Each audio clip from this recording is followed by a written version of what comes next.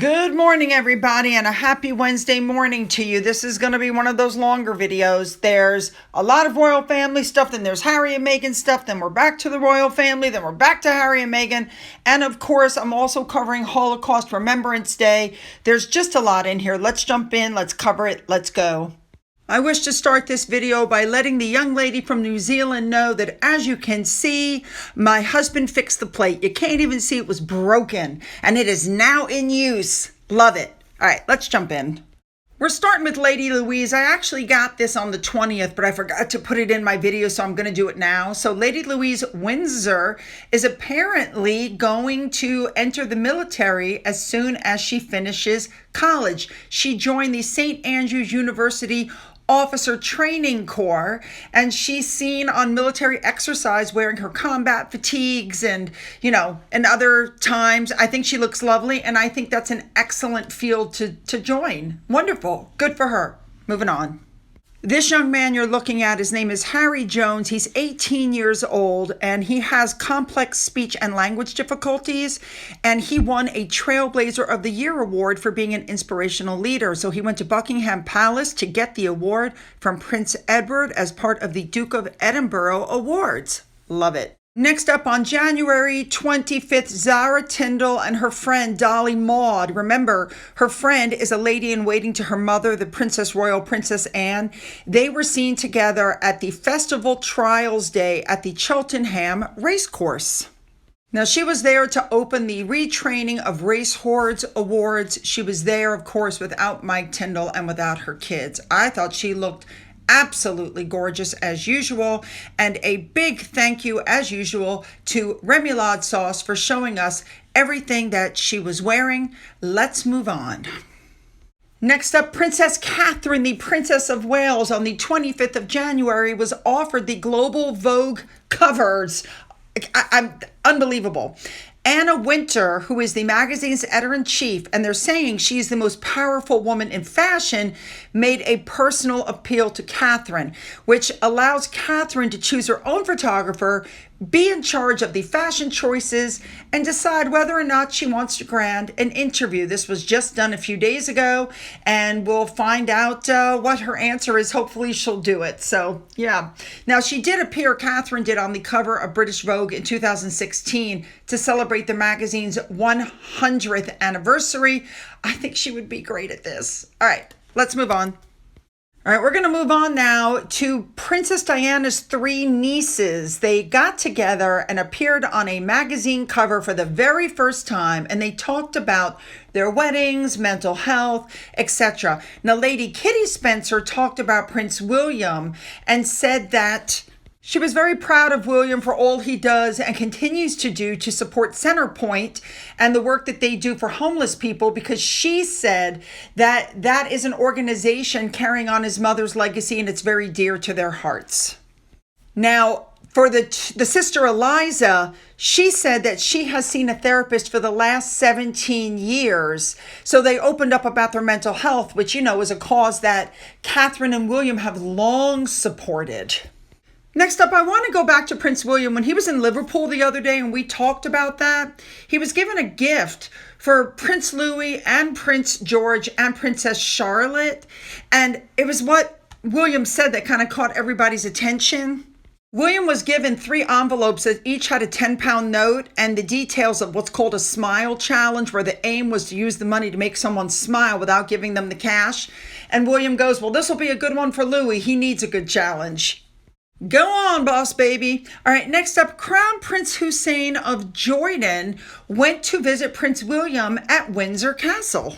That occurred on Monday, and they apparently discussed ways to strengthen cooperation between their nations in various ways with culture, economic, and environmental initiatives. And they also pledged their commitment to building mutual respect and collabs between long strategic partnerships. Love it. Next up, we have the Duke of Kent, also on the 25th. He happens to be patron of the Balpolsky. This is a prestigious annual fundraising gala event organized by the Polish community in the United Kingdom. So he and Susan Hussey were there at the Hotel Intercontinental in London. Looking good, both of them. All right, let's move on. King Charles was seen on Sunday making his very last appearance in the UK before he headed to Poland. And interesting, they saw him in a jacket that he's been wearing for 40 years. He looks fabulous. So he arrived at St. Mary's the Virgin Church near his Sandringham estate. There were lots of well-wishers and smiles. Queen Camilla was not there, which I found kind of interesting. I hope she's not sick. Anyway, this was his last outing before heading to Poland on Monday, where he went to commemorate the 80th anniversary of the liberation of Auschwitz. We're going to be covering that in just a few minutes. He was very busy. Anyway, this particular jacket he was wearing, he wore it in Christmas Day 2009. He wore it in 1998 while visiting Sandringham with his late parents, Queen Elizabeth and Prince Philip. I love the fact that that's part of the whole sustainability. You don't just wear a jacket once and throw it out. You wear it over and over and over again. You take good care of it. You mend it when it gets ripped. You clean it. And there's no need to redo your whole closet every year like some of these other people do. I thought he looked lovely. And also, of course, the well-wishers. Obviously, people just love this man, and I can totally see why. All right, let's move on to Andrew really quickly. They're saying he is living a very isolated life at the Royal Lodge 5 years after he stepped back, but it has to do with the lack of opportunities. So what they're saying is that his life is now focused on golf, horses, Sarah, and of course their children, Beatrice and Eugenie, and I think also the grandchildren. He needs something to distract him. Good for him. Moving on. All right, this story really made me laugh because they're saying that Harry admitted he needed electric shock therapy after seeing Meghan Markle having intimate, relations with Patrick Adams, her co-star, in Suits. It was just too much for him, and he felt like he needed therapy. I mean, honestly, I think the man needs electric shock therapy even before he met Meghan Markle and even before he saw the show. Personal opinion here. Now, the next story that came out was that Meghan was warned that everything's about to go to crap after what happened with Vanity Fair. She's just so hurt. But let's be honest, these are nothing but photo ops. She is a disaster tourist. She is the monetizer of Montecito. She is a grief ghoul. It's repulsive, the things that she's done, but she doesn't see it that way. And now they're being warned that there'll be a laughingstock. I got news for you. They're already a laughingstock. Nobody wants to be anywhere near them. All these people that they expected to come out in their defense haven't said a word because everybody knows which way this is going.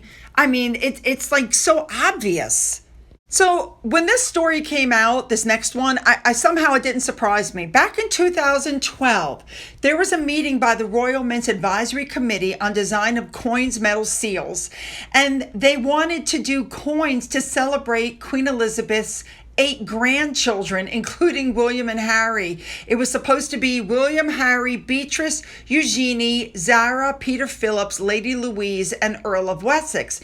Unfortunately, because of Harry's previous behavior with the Nazi uniform and all of the other crappy things that he did, the naked romp in Las Vegas that took place the same year as the meeting, they said, no, we refuse. Can you imagine? The whole family had to suffer because of Harry's behavior. That shocked me. Moving on.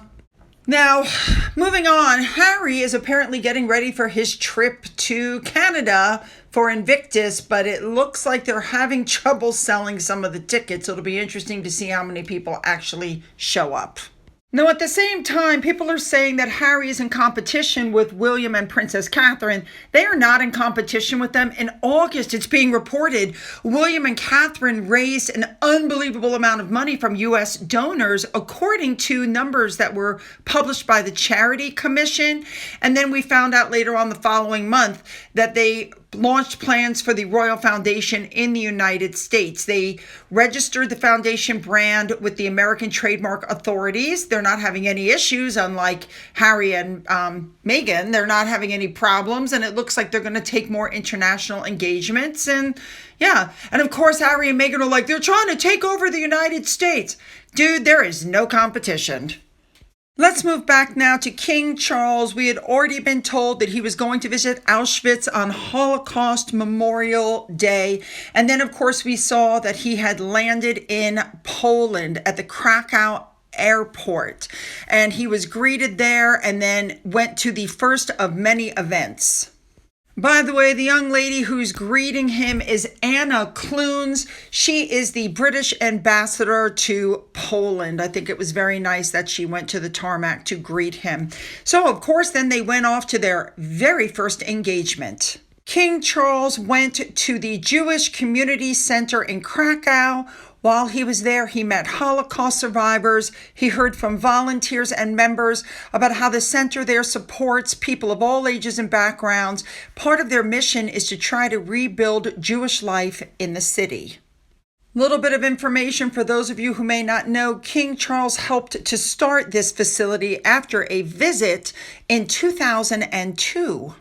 Of course, no visit by King Charles would be complete without a speech where he talked about the importance of never forgetting the past so that it won't be repeated. I think that's also a very important lesson for most people. Then before he left, he went to the school for the Jewish Community Center, and the king was given a picture made by the children. This is the first of its kind, this school to open in the city since the Holocaust.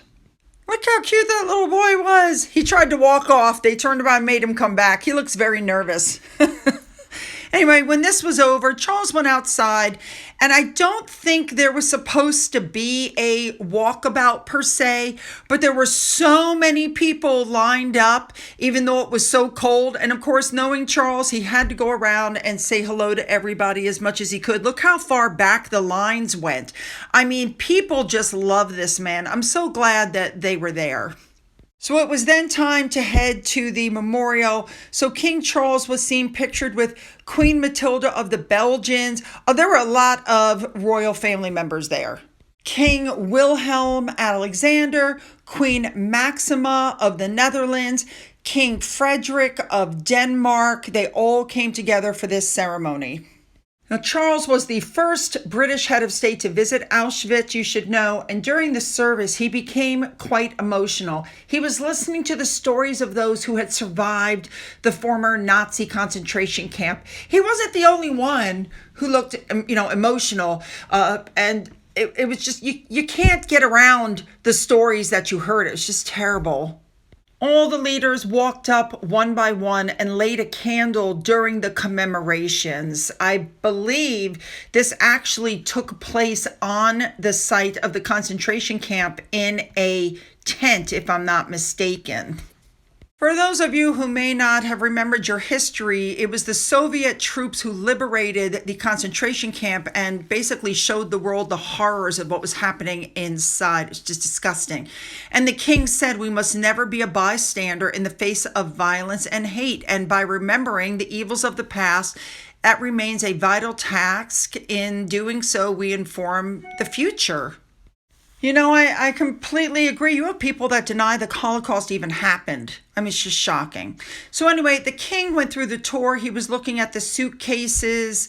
There are pictures in there that you can look at them, and it shows all the suitcases and all the shoes and all the belongings that were taken from these people as they arrived.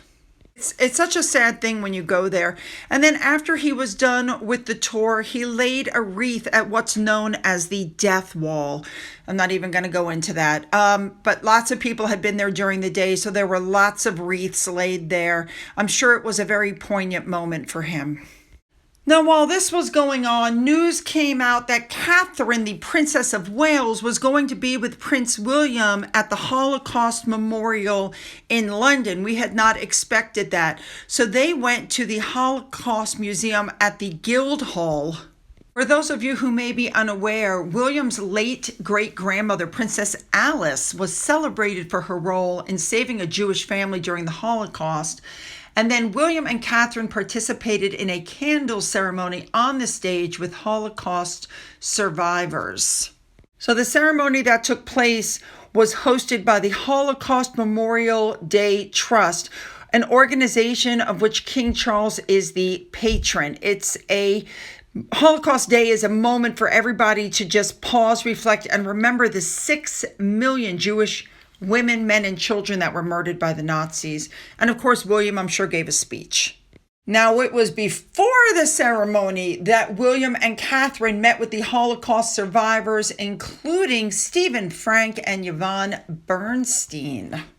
And again, for those who don't know, in 2020, Catherine photographed Frank and Miss Bernstein with their grandchildren, saying, while I was lucky enough to meet them, I recognize that everybody in the future will be able to hear these stories firsthand. So it's vital that the memories be preserved and passed on to future generations so that what they went through will never be forgotten. And those portraits were later displayed at the Imperial War Museum. Now, the one person that really seemed to Catherine gravitated towards her, was Yvonne Bernstein, 87 years old. So Catherine walked up to her, clasped her hands, sat beside her, gave her a big hug, and said, "It is such a treat for me to see an old friend." Because as Catherine, as usual, she sees this person as a friend. It seems to me that Catherine's the kind of person, she met her and she didn't just meet her and then forget about her. You know what I mean? She met her, they kept in touch, she took her photo, she remembers her warmly and fondly. This is what I mean when I say the difference between Catherine and Meghan. You think Meghan would let somebody touch her face like that? A big thank you to Remoulade Sauce for showing us everything Catherine was wearing on that day. All right, you guys, you know what to do. Hit the likes and the subscribe and the bell for all notifications. Then go down into the description box where you'll find the links to my Twitter, my Gettr, my Rumble, my email, my Amazon wish list, and my physical address. For those of you who've donated to my coffee fund, thank you so much. And as always, you guys, have a great day.